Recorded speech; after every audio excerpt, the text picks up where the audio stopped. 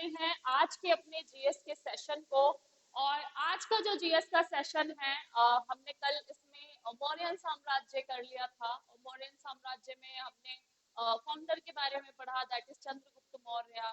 उसके बाद हमने बिंदुसार के बारे में पढ़ा और अशोका दी ग्रेट, जिसके समय मौर्यन साम्राज्य अपने पीक पर था, यानी कि शिखर पर था। और अशोका के समय ही जो मौर्यन साम्राज्य है उसका विस्तार अप टू तक्षशिला और गांधार और अफगानिस्तान का जो पूरा एरिया है वहां तक हो गया था। तो उसके बाद जो है एक ब्लैंक हिस्ट्री में एक फेज आया, that is the dark phase.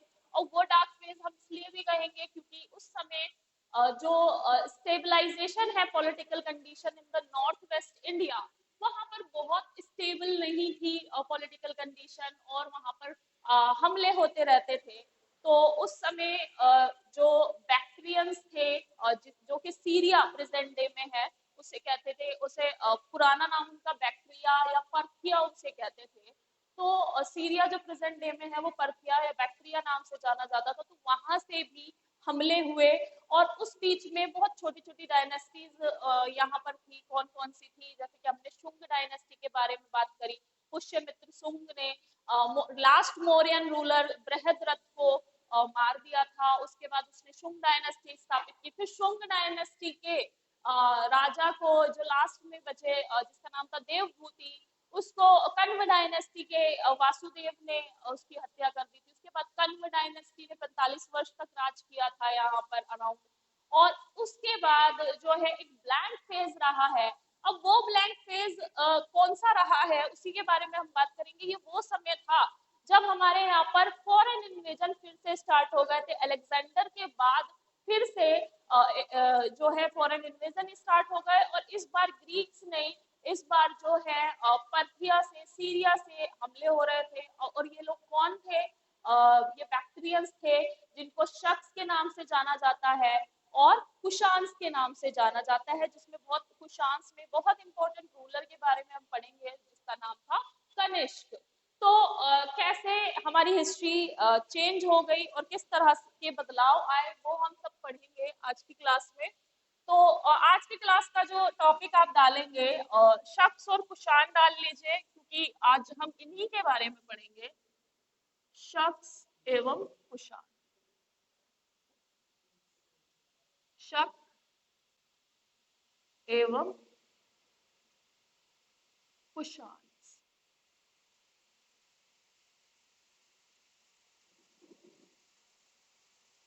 शक एवं कुशान, और उसमें जो महत्वपूर्ण राजा है जिसके बारे में हमें बात करनी है, दैट इज कनिष्क। तो सबसे पहले तो आपको एक फेयर आइडिया होना चाहिए अबाउट नॉर्थ वेस्ट। तो when we talk about north west, तो हमें एक आइडिया होना चाहिए about the map of India.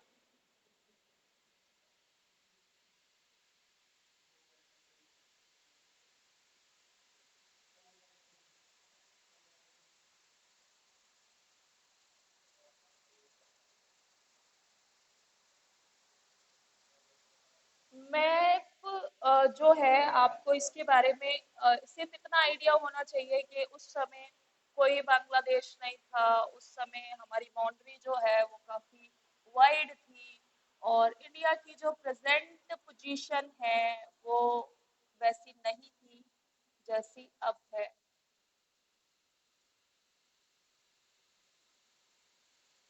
तो अगर हम इंडिया की बात करें तो इंडिया कुछ इस तरह से था, जैसे कि आप देख सकते हैं। तो इसमें आप अगर दिशाओं की बात करते हैं तो हम दिशाएं ले लेते हैं।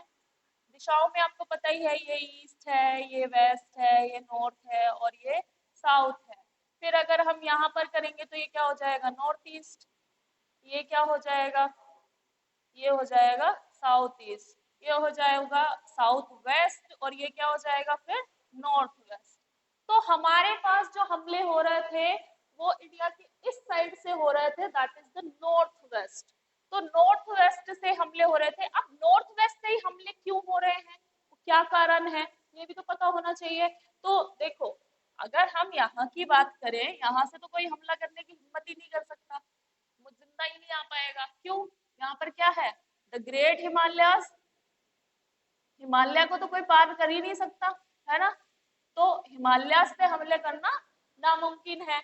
इस साइड से हमला करना, अगर आप इस साइड से हमला करेंगे तो आप नेवल पावर होने चाहिए, यानी कि आपकी जो नेवी है वो सुप्रीम होनी चाहिए।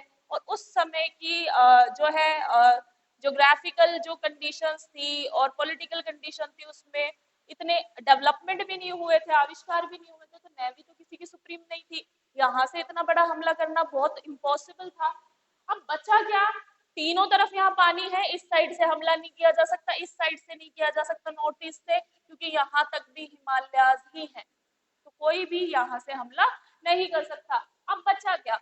यहाँ पर बेसिकली क्या है, एक माउंटेन है, ये पामीर नोट है, और यहाँ पर छोटे छोटे माउंटेन है, और इसे हम कहते हैं हिंदू कुश माउंटेन। तो ये एक ब्रांच तो हिमालय में चली जाती है, एक ब्रांच चाइना के चली जाती है, और एक ब्रांच ये आती है यहाँ पर पाकिस्तान के प्रेजेंट में सुलेमान रेंज। लेकिन यहाँ पर छोटे छोटे पासेस है। पासेस का मतलब यहाँ पर आने की जगह है, मतलब पहाड़ उतने ऊंचे नहीं है, या फिर ऊंचे भी है तो उसमें पासेस है, इनको हम कहते हैं पास। पास को आप हिंदी में कहते हैं दर्रे। तो यहाँ पर छोटे छोटे क्या है, दर्रे हैं, और इन दर्रों से निकल करके वो किस एरिया में हमला करते थे, तो वो यहाँ हमला करते थे। और यहाँ से कौन सी नदी जा रही है? यहाँ पे इंदस जा रही है। यहाँ कुछ 5 नदियां हैं, आपको पता ही है उनके बारे में। तो बेसिकली यहाँ से पॉसिबल नहीं है हमला करना, इधर से पॉसिबल नहीं है। यहाँ से पॉसिबल क्यों था?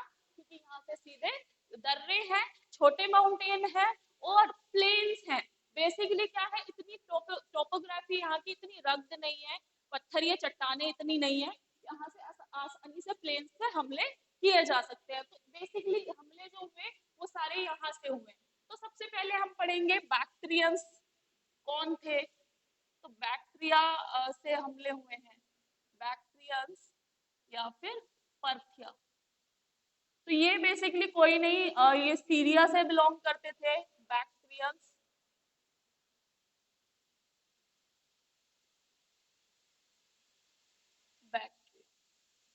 तो बैक्टीरियन जो है ये इनको पार्थिया भी कहते हैं, और ये बेसिकली अब प्रेजेंट डे में जो सीरिया है ये वहां से बिलोंग करते हैं। तब उस समय सीरिया में भी किसका राज था? ग्रीक्स का। ठीक है, ये याद रखना, क्योंकि उस समय कौन जीत के गया था सीरिया को? अलेक्जेंडर। अलेक्जेंडर पहले ही सीरिया वगैरह ये सब अलेक्जेंडर ने अपने राज्य में मिला रखा था। अगर हम अलेक्जेंडर की कैंपेन के बारे में बात करें तो देखिए, छोटा सा ऐसे मैप अगर आप याद रखें माइंड में, अफ्रीका का यहाँ से ये सऊदी अरेबिया वाला पार्ट, ये इंडिया वाला, ये बस छोटा सा मैं आप लोगों को बता रही हूँ ताकि आपको एक क्लियर आइडिया हो जाए।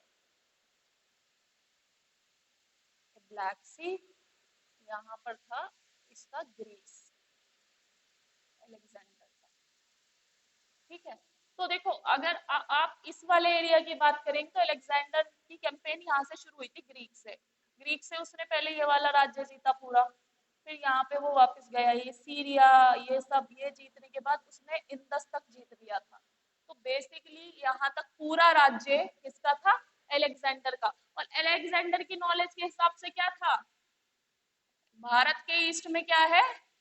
सी, है ना। उसकी उस समय की नॉलेज के, ज्योग्राफिकल नॉलेज के हिसाब से भारत के ईस्ट में सी है। लेकिन ऐसा नहीं था, भारत के ईस्ट में सी नहीं है। भारत के ईस्ट में म्यांमार है, थाईलैंड है, कंबोडिया है, चाइना है, तो ये सब भारत के ईस्ट में है। भारत के ईस्ट में सी नहीं था।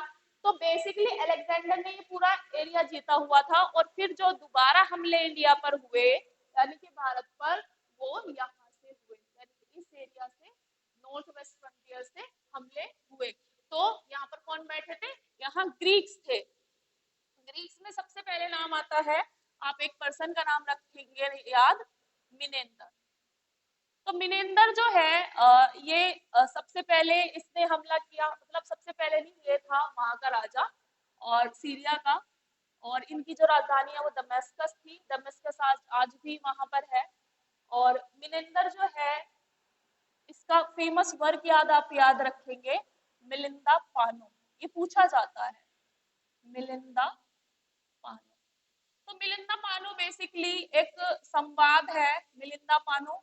और ये यूपीपीसीएस में अगेन बता रही हूँ आप लोगों को, यूपीपीसीएस 2023 में ये क्वेश्चन पूछा गया है कि मिलिंदा पानो किस किस के बीच का संवाद है। तो मिलिंदा पानो बेसिकली मिनेंदर और नागसेन के बीच का संवाद है। तो इसमें आप याद रखेंगे मिनेंदर और नागसेन के बीच का संवाद है, नागसेन के बीच का संवाद। तो ये पूछा जाता है। अब नागसेन कौन थे? नागसेन जो थे ये बुद्धिस्ट मंक थे, और ऐसा कहा जाता है कि मिलिंदर ने या मिलिंद ने, इसे मिलिंद भी कहते थे, इसने मथुरा तक अपना राज्य बढ़ा लिया था, अप टू मथुरा, और इसने बौद्ध धर्म अपना लिया था। ठीक है, इसने बौद्ध धर्म अपना लिया था, बौद्ध धर्म अपना लिया था। फिर इसके बाद आते हैं शख्स। अगर शख्स की हम बात करें तो शख्स जो है इसमें इम्पोर्टेंट जो रूलर है इनका, शख्स का, उसका नाम याद रखना, मोइज,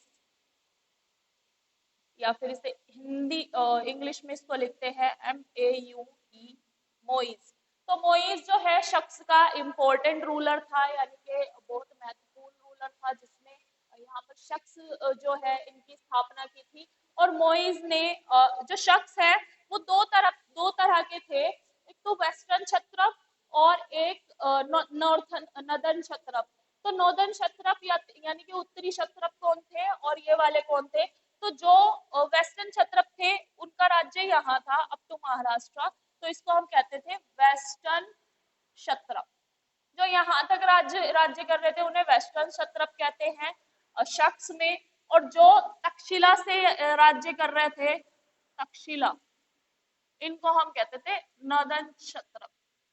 ठीक है, इनकी एक तरह की ये डिवीजन था कि उत्तर में ये काम कर रहे थे और दक्षिण में ये काम, तो उसमें पश्चिम में ये काम कर रहे थे। तो जो शख्स हैं ये दो तरह के थे, उत्तरी क्षत्रप, उत्तरी क्षत्रप और दक्षिण क्षत्रप, दक्षिण क्षत्रप, ये दो थे, उत्तरी क्षत्रप और दक्षिण क्षत्रप। और मोइज इनका फाउंडर था। इसके अलावा इसमें हाँ, इसका जो फाउंडेशन है वो भी आपने याद रखना है कि फाउंडेशन इनका कब हुआ था, 1st सेंचुरी में। और इसके अलावा इसमें आप एक पर्सन का नाम और याद रखेंगे, यहाँ के इनके राजा थे, उसका नाम था एजीज फर्स्ट। ये मैं इसलिए बता रही हूँ एजीज फर्स्ट का नाम, क्योंकि ऐसा कहा जाता है कि विक्रम एरा जो है इन्होंने स्टार्ट की कराई थी, एजीज फर्स्ट ने विक्रम संवत की स्टार्टिंग करवाई थी। लेकिन ये बहुत डिस्प्यूटेड है, विक्रम संवत। अब क्यों डिस्प्यूटेड है और इसकी डेट क्या थी, 57 BC। तो विक्रम संवत जो है जिसे हम हिंदू कैलेंडर भी कहते हैं, तो ये जो संवत है इसकी शुरुआत 57 BC से हुई थी और इसकी शुरुआत एजीज फर्स्ट ने करवाई थी। लेकिन इसमें एक डिस्प्यूट है, ऐसा कहा जाता है कि विक्रम संवत की शुरुआत जो है वो चंद्रगुप्त विक्रमादित्य ने करवाई थी, और चंद्रगुप्त विक्रमादित्य ने जब शख्स को हरा दिया था वेस्टर्न क्षत्रप में, तब इन्होंने करवाई थी। तो इसमें हिस्टोरियन भी कंफ्यूज है। तो चंद्रगुप्त विक्रमादित्य का नाम आता है, और ये इसलिए भी कहा जाता है क्योंकि चंद्रगुप्त विक्रमादित्य का नाम विक्रम था, दैट्स व्हाई विक्रम संवत इन्होंने ही शुरू करवाया था। तो इसमें थोड़ा डिस्प्यूट है, बट अगर ऑप्शन में दो में से कोई एक आ जाता है तो आप एक चूज कर लेना। अगर एजिस आ जाए तो एजिस पे लगा देना, और चंद्रगुप्त विक्रमादित्य आ जाए तो इन पर लगा देना। तो ऐसा कहा जाता है कि इनकी शुरुआत विक्रम संवत की शुरुआत इन्होंने कराई थी, एजिस फर्स्ट ने। तो शख्स के बारे में हमने बात की, शख्स ने अपना जो वो था राज्य काफी आगे तक बढ़ा लिया था, और ये इनको शख्स को स्काइथियंस भी कहते थे। तो शख्स को अदर जो नाम है इनका, इसको स्काइथियंस भी कहते थे, इनको स्काइथियंस भी कहते थे। एक फेयर आइडिया आपको होना चाहिए इसके बारे में कि क्या आप पढ़ रहे हैं। अब इसके बाद आते हैं हमारे पास कुषाण।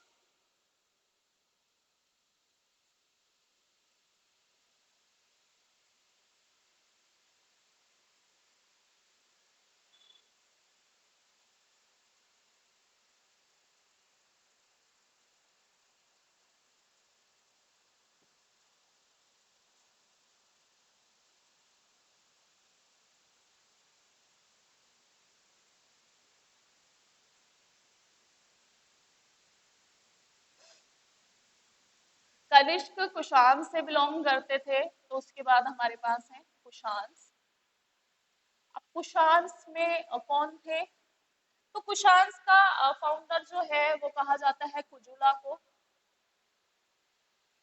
फाउंडर यानी कि संस्थापक। तो आपको संस्थापक भी याद रखना है कि फाउंडर। अब संस्थापक सबसे पहले तो कुषाण कौन थे? ये एक ट्राइब थी जिसको यूची ट्राइब कहते थे, यूची जनजाति। तो ये यूची जनजाति से बिलोंग करते थे। इनके फाउंडर का नाम था कुजुला। कुजुला या कदफिसिस या कुजुला कदफिस। और इसको इंग्लिश में भी लिख लीजिएगा क्योंकि इसका प्रोनाउंसिएशन बड़ा अजीब है। इसको पढ़ लीजिएगा क्योंकि ग्रीक्स वर्ड है, बड़े अजीब हैं। कदफिसिस, कुजुला कदफिसिस। तो कुजुला कदफिसिस जो है ये इसका फाउंडर था। सबसे पहले तो कुषाण किस जनजाति से बिलोंग करते थे? ये यूची जनजाति से बिलोंग करते थे। इनके फाउंडर का नाम क्या था? कुजुला कदफिसिस। और इसके बारे में जो है मेन आपको बात याद रखनी है कि इसका जो इम्पोर्टेंट रूलर था उसका नाम था कनिष्क। तो कुजुला कदफिसिस को कुछ कुजुला कदफिसिस फर्स्ट भी कहते हैं क्योंकि इसके बाद एक और रूलर आया था, इनका बेटा विमा। इनका बेटा था विमा और विमा को कदफिसिस सेकंड भी कहते थे। कदफिसिस सेकंड भी कहते थे। तो एजिस के बारे में एक और बात मुझे बतानी थी, शायद इसमें मैं, हाँ ये तो हो गया, ठीक है। कुजुला कदफिसिस, विमा, कदफिसिस सेकंड। विमा कदफिसिस सेकंड, और ऐसा कहा जाता है ये भगवान शिव के भक्त थे। भगवान शिव, तो भगवान शिव के ये भक्त थे ऐसा कहा जाता है। और उसके बाद जो है इम्पोर्टेंट रूलर हमारे आते हैं, उनका नाम था कनिष्क। कनिष्क कितने इम्पोर्टेंट क्यों हैं? क्योंकि कनिष्क ने जो कुषाण का एम्पायर है वो, अगर हम बात करें ईस्ट से वेस्ट और नॉर्थ से साउथ, तो इन्होंने नॉर्थ से साउथ में कश्मीर से मालवा तक, कश्मीर से मालवा तक बढ़ा लिया था, नॉर्थ से साउथ में। और ईस्ट टू वेस्ट अगर हम बात करें या वेस्ट टू ईस्ट बात करें, तो वेस्ट से ईस्ट, सॉरी, इसे वेस्ट से वेस्ट टू ईस्ट ईस्ट लिखेंगे। तो इन्होंने वेस्ट टू ईस्ट में तक्षशिला से, तक्षशिला तक्षशिला से बनारस तक अपना राज्य बढ़ाया था। और इन्होंने अपने जो है मिलिट्री कैंपेन की हुई है। और इनकी जो मिलिट्री कैंपेन की बारे में लिखा हुआ है, कलहन नाम के एक पोएट हैं। कलहन का नाम आपने सुना होगा, कलहन, जिन्होंने रास तरंगिनी लिखी है। तो कलहन जो है, कलहन ने बताया है कि इन्होंने कश्मीर में भी अपनी जो है कैंपेन की थी। और इसमें आपको एक नाम और याद आना चाहिए। सबसे पहले तो कनिष्क के बारे में मिलिट्री कैंपेन मैंने आपको बता दिया। एक इन्होंने बौद्ध धर्म अपनाया था। पूछा जाता है कि फोर्थ बुद्धिस्ट काउंसिल किसके समय में हुई थी? तो कश्मीर में हुई थी, कनिष्क के समय में हुई थी। बौद्ध धर्म अपना लिया था। और इसको याद रखना है कि चौथी बुद्धिस्ट काउंसिल यानी कि fourth Buddhist council, Buddhist council इनके ही अध्यक्षता में हुई थी, यानी कि इनकी ही पेट्रोनेज में हुई थी। उस समय ये राजा थे और तब फोर्थ बुद्धिस्ट काउंसिल हुई थी। तो कनिष्क जो है इनके बारे में ये बात याद रखनी है कि ये कुशांस के बहुत इंपॉर्टेंट राजा हैं और इन्होंने शक एरा की स्टार्ट करवाई थी 78 एडी में। इनका कार्यकाल रहा था 78 एडी से 120 एडी तक। तो इसको आपको याद रखना है, इनका कार्यकाल कब से कब तक रहा।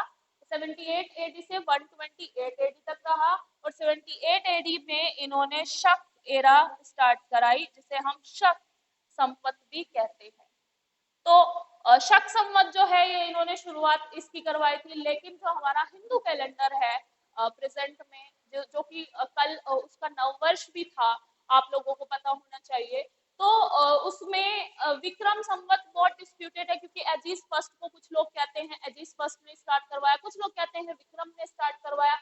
लेकिन राजा विक्रमादित्य ने शुरू करवाया, ये बात लिखी हुई है, क्योंकि उन्होंने वेस्टर्न क्षत्रप को हराने के बाद विक्रम संवत की शुरुआत करवाई थी।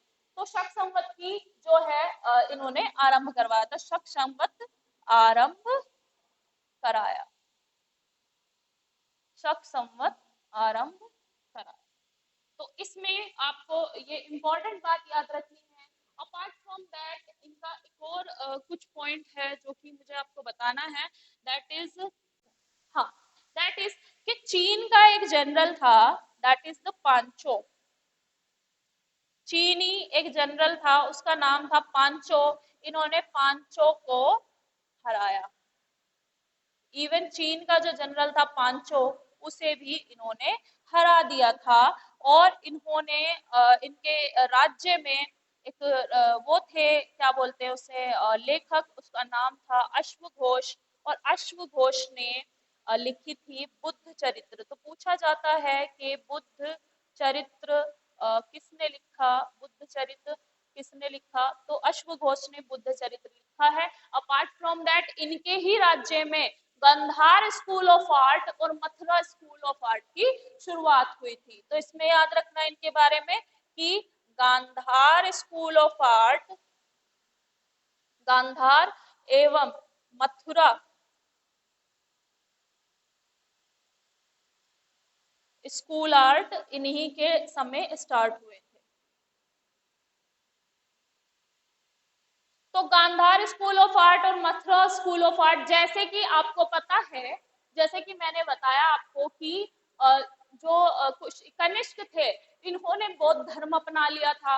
बौद्ध धर्म अपनाने के बाद जो है इन्होंने महायान बुद्धिज्म अपनाया था। और जैसा कि मैंने कभी आपको बुद्धिज्म की क्लास में भी बताया था कि महायान बुद्धिज्म जो है ये 3 भागों में विभाजित हो गया था, लेकिन इसकी मेन 2 ब्रांच थी, एक हीनयान बुद्धिज्म और एक महायान बुद्धिज्म। अशोका ने कौन सा फॉलो किया था?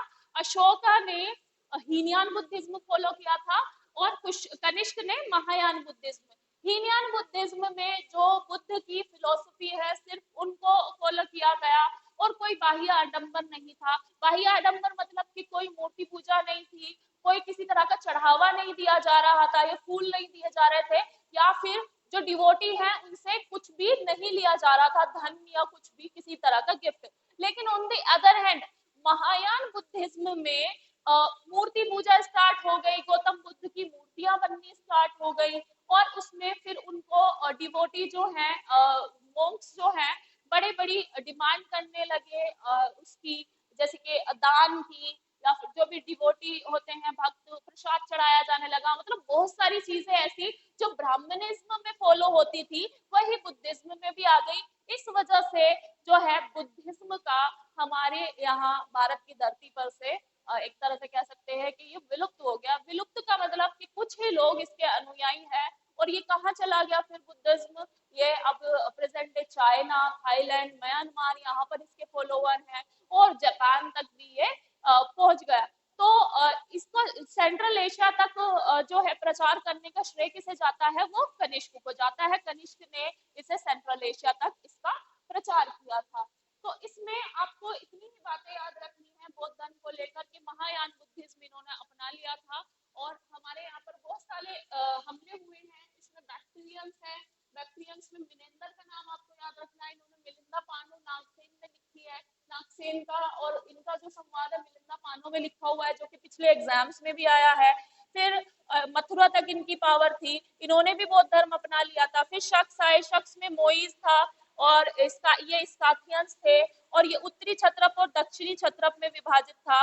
और एजिस्पस जो है, इनको श्रेय जाता है विक्रम संवत बनाने का, ये शुरुआत करने का, लेकिन चंद्रगुप्त मौर्य को ही सब सही मानते हैं कि उन्होंने विक्रम संवत शुरू करवाया था। कुषाण की अगर बात करें तो किस जनजाति से बिलोंग करते थे? यूची जनजाति से बिलोंग करते थे। इसमें कुजुला या काटफिसेस फर्स्ट जो है ये इसका संस्थापक था। फिर विमा, इनका बेटा काटफिसेस सेकंड जो है ये आया, और ये भगवान शिव का भक्त था, यानी कि ये वैष्णवाइट थे।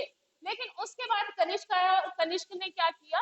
इन्होंने बौद्ध धर्म अपना लिया, और इन्होंने नॉर्थ से साउथ, कश्मीर से मालवा तक, तक्षशिला से बनारस तक अपना राज्य फैला लिया। कलहन ने बताया है कि इन्होंने कश्मीर पे भी हमला किया था, और कश्मीर को भी अपने राज्य में मिला लिया था, यानी कि कश्मीर, तक्षशिला, गांधार ये सब बौद्ध धर्म के केंद्र थे। लेकिन उसके बाद एक इन्वेजन हुआ, जिसको हम पढ़ेंगे स्कंदगुप्त में। स्कंदगुप्त के राज्य में इन्वेजन हुआ, ये था हुण इन्वेजन। और हुन्स ने जितनी भी मोनास्ट्रीज थी तक्षशिला में और गांधार में, वो सब डिस्ट्रॉय कर दी, और इवन कश्मीर में भी उन्होंने बहुत सारी बुद्धिस्ट मोनास्ट्रीज जो है वो डिस्ट्रॉय कर दी। और उसके बाद जो है बौद्ध धर्म का एक जो है हम कह सकते हैं कि डेक्लाइन इस कारण भी माना जाता है क्योंकि बहुत सारे हमले वहां पर हुए थे इस एरिया में। शक संवत की इन्होंने शुरुआत करवाई, चीन के जनरल पांचों को भी हराया। अश्वघोष इनके राज्य में ही थे जिन्होंने बुद्ध चरित्र लिखी। और एक और याद रखना है आपको, चिकित्सक चरक भी इन्हीं के राज्य में थे। चिकित्सक चरक, जो चिकित्सक चरक थे वो भी इन्हीं के राज्य में थी, और इन्होंने गांधार एवं मथुरा स्कूल आर्ट की शुरुआत करवाई थी, जिसमें आप कभी गांधार और मथुरा स्कूल आर्ट का जो है स्कल्पचर, मूर्तियां आप कंपेयर करके देखिएगा तो मथुरा स्कूल आर्ट में जो बुद्ध की मूर्ति है वो अलग है, और गांधार में अलग है, जिसकी शुरुआत इन्होंने ही करवाई थी। तो जो हमारा शख्स का जो है, शख्स एवं कुशाग्स, इसमें इतना ही है। और इसमें से क्वेश्चन भी आपसे इसी तरह से पूछे जाते हैं, जैसे कि आपसे पूछ लिया पानों के बारे में। युद्ध से तो बहुत कम पूछा जाता है, आपसे बेसिकली सोशली पूछा जाता है कि कौन कौन से उस समय राज्य में क्या क्या चेंजेस हुए, इस तरह के क्वेश्चन आते हैं। तो आगे के लिए बने रहिए द फ्यूचर कोचिंग पर, और आगे जो हमारी क्लासेस होंगी उसमें हम पढ़ेंगे गुप्ता साम्राज्य के बारे में। और गुप्ता साम्राज्य बहुत महत्वपूर्ण है क्योंकि एक डार्क फेज के बाद एक स्वर्ण युग आया था, जो कि गुप्ता साम्राज्य के साथ में आया था। तो thanks for watching guys, and like, share and subscribe to TFC।